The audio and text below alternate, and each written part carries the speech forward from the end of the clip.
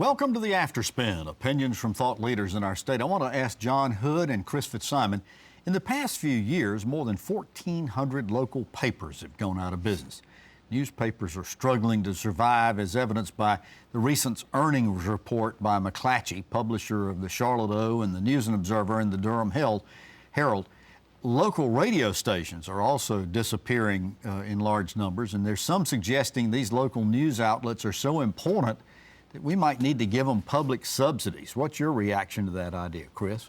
I don't think we need to give them public subsidies, but clearly journalism is in a crisis, and the mindset is fascinating. There was somebody on social media recently, there was a News and Observer reporter who wrote a really good story about the UNC Charlotte shooting and put a link to it up, and somebody complained, I can't read this, it's not free, which led to an interesting debate on Twitter about when the newspaper used to be delivered to your door, it wasn't free either.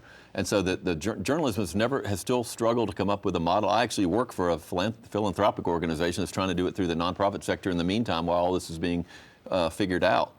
I don't think we have the answer, but the answer is not that everybody gets everything for free. And until we come to grips with that, I think as a society, we have big problems.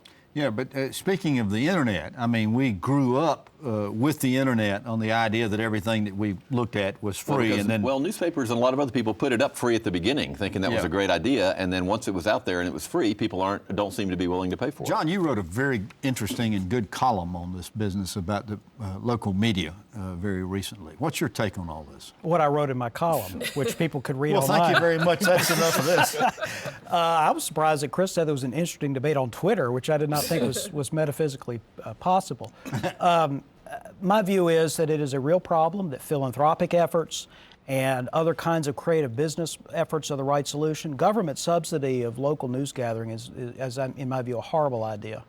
And I think so what is the solution then? I think it's a combination of being more creative with how you pay for your local journalism and philanthropic. I think philanthropic investment is a big part of state and local journalism. National journalism, I'm not worried about very much because you got a national market. You've actually got a way to pay for some of that nationally. But I think at the state and local level, news gathering is critically important, and people need to step up and voluntarily support it. And I think you do, and I do too, and probably, Chris, you do, and all of us do.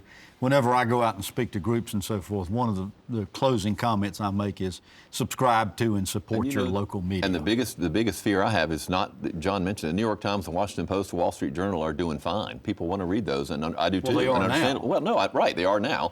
The problem, and it isn't state government is one huge problem, but local government. Who's covering the city council in these small to medium-sized cities? There always used to be reporters sitting there.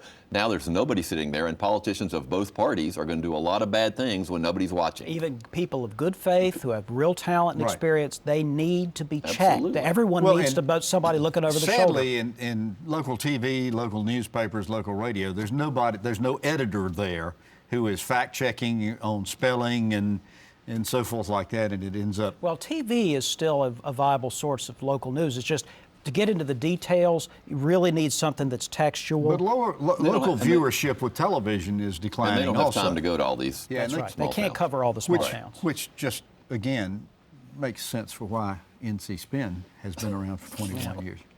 Was that a self-serving comment or what? Well, thank you for watching the Afterspin. We'll have more video all during the week on ncspin.com.